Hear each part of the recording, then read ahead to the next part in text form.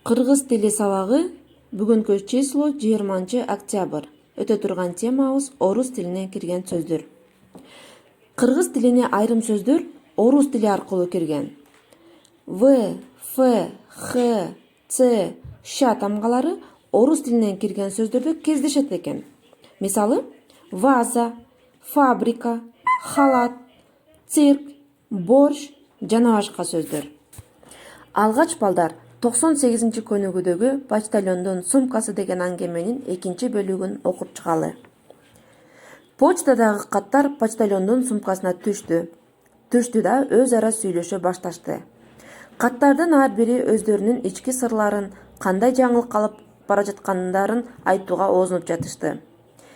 Мен Васянын ата-энесине жакшы кабар алып бара жатам.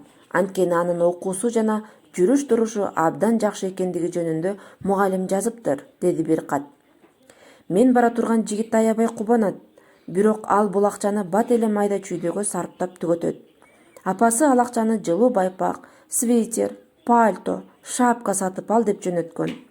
Апасы ал акчаны кыйналып фабрикада иштеп тапканын билсе да, билмексен болот, деди дагы бир кат.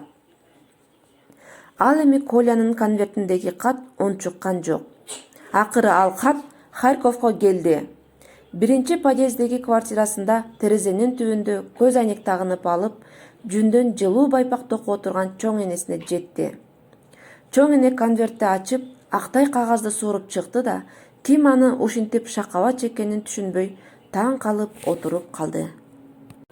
Мына балдар, эми 99-көнүгүдөгү суроолорго ушул текст боюнча жооп беребиз. 101-көнүгү сүрөттөн көргөнүңөрдү жазгыла, канча тамга, канча тыбыштан куралган, аларга сүйлөмдөрдү түзгүлө дейт. Демек балдар, бул жердеги сүрөттөргө тыбыштык талдоо жүргүзүп сөздөргө сүйлөмдөрдү түзөт экенбиз. Мисалы, ваза 4 тамга 4 тыбыш. Мен вазага гүл салдым. Ал эми 102-көнүгүдө орус тилинен кирген сөздөрдөн 10ду дептериңерге көчүрүп жазгыла.